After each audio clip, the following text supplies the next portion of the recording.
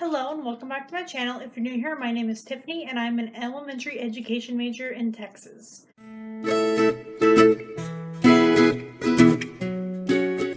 So I'm here for my November book haul. I actually worked early for once. My manager usually schedules me like no earlier than like 2 or 2:30. And we only work like 4 to 5 hour shifts, and so I'm usually getting off at 8-ish, between 7 and 8, and I haven't had an early shift, I think, since we opened back up after closing down for quarantine. It's been a struggle because I definitely like early shifts because I just kind of, I wake up and I'm not motivated to do a lot of things. So I'm like, oh, I have to go to work soon and I want to relax. And then I don't get things done, and it's a waste of a day because then I don't want to do anything when I come home either. So I finally got a shift where I start at 11. So I went in at 11 this morning, and did I like an early shift when I was waking up? No, I did not. Set my alarm for 9 because I have to leave by 10:15 to get there on time. So I set my alarm for 9, and my alarm went off, and I'm like, I can sleep some more, because like in my head I was like, okay, I'm gonna set it for 9 so that I get up by 9:30. Like, it just kind of knocks me out of my sleep. I slept till 10:05 and I left by like 10:25, but I was like, I walked in 2 minutes early and clocked in, so I take that as a win.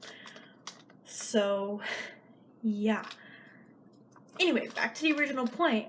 Because I worked early today, I got off at 3:30 and I got home at about 4:30-ish, just because I stayed and talked with one of my friends that was at the mall for a little bit. So I was intending on coming back here, grabbing some lunch, grabbing my computer, my homework, and going to the school to work on homework, which I did. But then I also was intending to stop at Goodwill before that, which I did. Which is why this video is coming to you now after 2.5 minutes of rambling. So I went to Goodwill, long story short, and there wasn't a very big selection.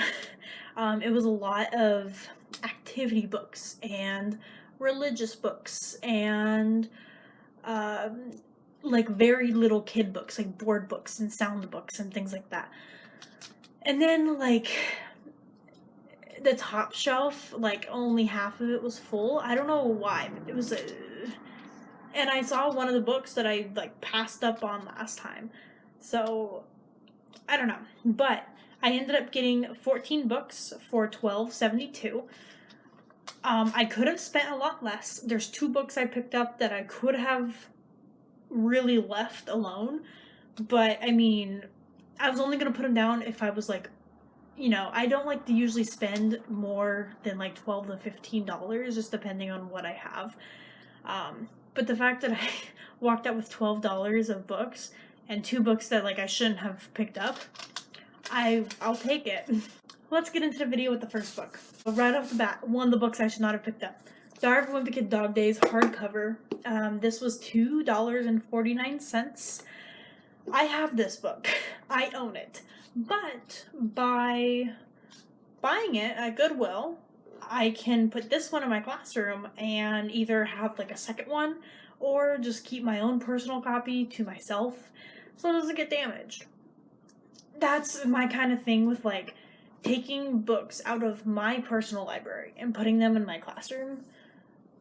Look, I don't want them to get damaged because I know they will. It's just the nature of kids in the classroom and everything. So that was the big driving factor behind buying this, and that was also the driving factor behind buying another book. But I mean, it was in really good shape. And looking at it now, there's like withering on the corners and like scuff marks on the pages. But other than that, like, it's fine. And I mean, it's a hardcover book for $3, a really popular one. That's usually $13.95. So I'll take it. Next one is Return to Holiday Inn. It's a Bunnicula book. Never heard of this before. But it, you know, it's a nice thick chapter book. It might suit the higher level readers in my class just because it does look a little more difficult. I kind of read the back of it, and yeah, I mean, it seems fine. I mainly got it because the color of the week was yellow, and it was 50 cents. So, can't go wrong with 50 cents. So we'll see if this works out in my classroom or not. The next book I got, this is another one that I could have put down, but I did not. Babysitter's Club, Mary Ann Saves the Day. You've already seen this book on my channel because I read it as part of my monthly reads. Again, I am hesitant on putting books from my personal library into my classroom library. So that way I can put this one in there and not damage my personal copy. So, I mean, it was really good quality. It was $1.49, but half off of that. So I think that's like 75 cents, somewhere around there. So I was like, why not? And again, good quality, good shape. Next book I got was Geronimo Stilton Cave Mice, The Stone of Fire. I loved Geronimo Stilton as a kid. It's very colorful, and it's just got very interactive reading because, you know, vegetables is green, fruits is red. Like, I love these books. There's like a few scratches on the cover, but that's not a big deal. It was $1.49, so it was a little more expensive, but it was worth it because this is a good series. It's on the back. It has it's scholastic, so it has a nice little guide. It says it's appeals to 2nd to 4th graders, and the reading level is grade 4. So, yeah, don't have much to say about this. Love it. Alright, this next one I was so excited to find. So, as I mentioned in the video where I did my reads, like the books I've been reading over the summer, I said that I read the 4 Babysitter's Club books. And I only have those 4. So, I found this one. It's Babysitter's Club, Dawn and the Impossible 3, and from what I can tell, this is the 5th book in the series. And so it looks like this is when they changed, like, their animation style, because if you take a look at 2, the animation style is definitely different. So, like, it's different, which I've been hesitant to, like, read further into the series because of the change in animation style, because I don't really like it. But, anyway, this is going in like my bookshelf that's below, that this is on top of, so that I can read it because I'm wanting to read it. And it was only half off, and it's an amazing quality book. Like, there's nothing wrong with it. I'm in love with it. I'm about to take off the sticker right now. No, I'm not. And it just created a sticky residue. If anyone has any tips on how to get sticky residue and like stickers off of books, let me know, because I have a lot of stickers to take off of books before I put them in my classroom. So please, help me out. And there's a half-price book. So it was like, I bought this for 50 cents. It was sold at half-price books for $5.49, and it's originally sold for $10.99. So, like, I will take it. Okay, the half-price book sticker came off really easily and left no residue. So, oh! Now I see why the animation style changed. They changed the illustrator.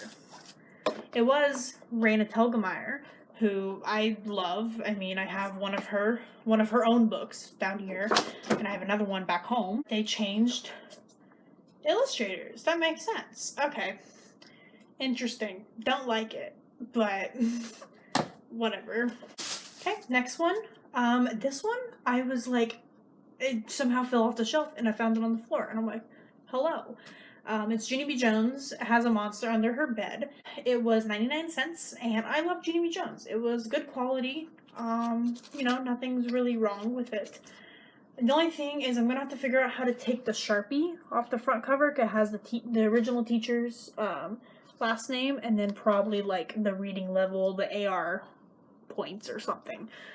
So I'm going to have to figure that out. And there's like some residue on the back.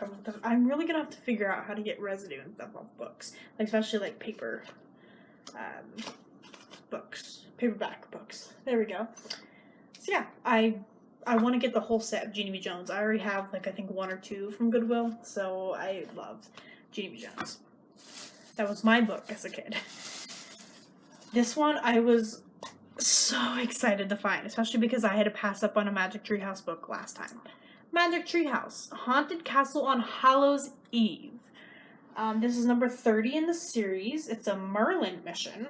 I don't know too much about Magic Treehouse to know exactly what that means, but it was only 99 cents, and it's in near perfect condition. So I'm okay with this. I like this a lot. I'm so happy. Next book. Snap, a book about alligators and crocodiles. Again, it's just a nonfiction book to appeal to kids who like alligators. It was it's a little bit of a difficult read. Got a lot of words on the page, lots of pictures though. Like, look at that. On the back, it said that it's for grades 1 to 2 and ages 6 to 8. So, I don't know. I feel like this, and it was only 50 cents.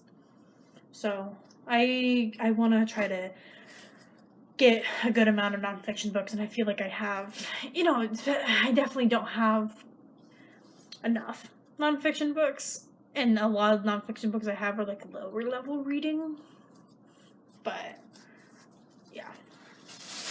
Next one I have, sorry if you can hear the bag crinkling, my AC is broken, so I currently have my window open. It's kind of windy outside, so that's why the bag's crinkling. Next one is One Day in the Prairie, which I swore I put this back, but I think I just grabbed it because it was 50 cents. It says, the author combines lyrical storytelling and expert nature writing to create a vivid introduction to prairie ecology and a dramatic account of one of nature's most powerful storms. So, it's got some pictures of animals and things, so it's like nonfiction-ish, I guess. Maybe it's like realistic fiction, I guess you would say. I don't know what to call this because it's a story, but it has elements of knowledge. I don't know what to call it, but yeah, I just picked up because why not? 50 cents. Look, I'm ruthless when it comes to the 50 cents books. Like, there's no reasoning. It's like, oh, it's 50 cents. It's a book, basically. This one is a book about Roberto Clemente, a young baseball hero. Again, I say in every video, I try to get diverse books. And so this is a POC baseball player. So it just tells his life. He was a player for the Pittsburgh Pirates. And he's been called the greatest right fielder of all time. He's Nicaraguan.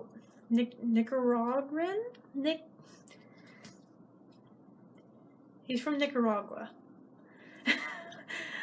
So, this was 99 cents. And it's a little, damaged here and there, but not bad. And, it's got pictures and words and, like, good amount of words. And, yeah, so, again, diversity. As much as I can, shopping at Goodwill. Next book is Library Mouse, A Friend's Tale. I've said this before. I always try to get, picture books and easy readers and things like that as well. This one, I was a little worried about because it's, kind of flimsy. It's a weird material. It was only 50 cents. So, it's a picture book. It's got words and mainly pictures. So, but it's got a good amount of words. So I figured it was fine to put in my classroom. Getting close to the end. Next book is Arthur Meets the President. It's got a sticker of, whoever owned it before that I need to try to take off. Got it. That had no sticky left to it. There's nothing on this. But there's definitely left a mark. So that's fun. But it had someone's like name and their like address on it, so I had to take it off. Only 50 cents. It's kind of bent, but I mean you can just put something on top of it to flatten it out. Again, a little picture book. So, you know, nothing really much to say about that. Next book is Julius, the Baby of the World. So this is a book about Lily. I'm pretty sure she was in like another book.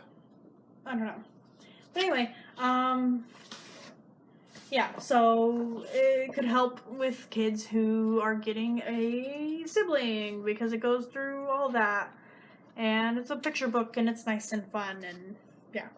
It's a good book. It's a little beat up, but it was only 50 cents and I just felt like I needed it. We've made it to the last book and this is Listen to the Wind, the story of Dr.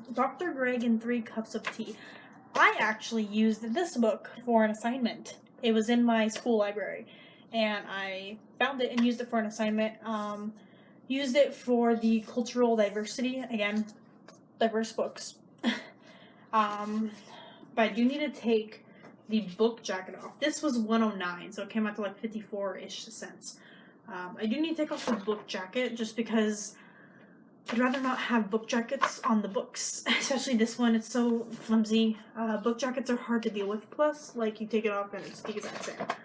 So you're not losing anything by losing the book jacket, but usually when I take off the book jacket, I do cut out the little inside flaps and I just tape it to the inside of the book so that, you know, you still get the information on the flaps, but you don't have to deal with the book cover because, I mean, it's already ripped. And usually when I buy books, I bought a book from Burlington that had a book cover on it. It was just like this where the cover was the exact same underneath.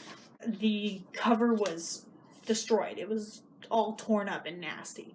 Took it off. The book was completely fine underneath. So I just cut it out and taped it inside. And that's my book haul. I really like doing these. I like going shopping for books, especially every month. It's just, you know, I can sacrifice between $12 and $15 a month to go to my classroom. And that way, like I said before, I'm not spending a bunch of money all at once on books. I'm slowly building it up over time. And so, like, if I spend, what, $15 a month times 12, if I do it for a year, it's $180. Like, it's better than spending $180 all at once, because that way I get new selections. I don't know. I'm just trying to justify it, but it's completely justified in my mind. Anyway, I will see you guys in the next video. Go ahead and subscribe if you want to see more of my videos and hit that notification bell so you're notified every single time I update, which isn't frequent, but it's going to get more frequent. Go ahead and give this video a like if you like seeing my book hauls and seeing what books I grab, and go ahead and leave a comment below and let me know, do you like any of these books? Were any of these books your childhood books? Do you have any experience with these books in your classroom? Let me know everything. I want to hear it all. Have a good day.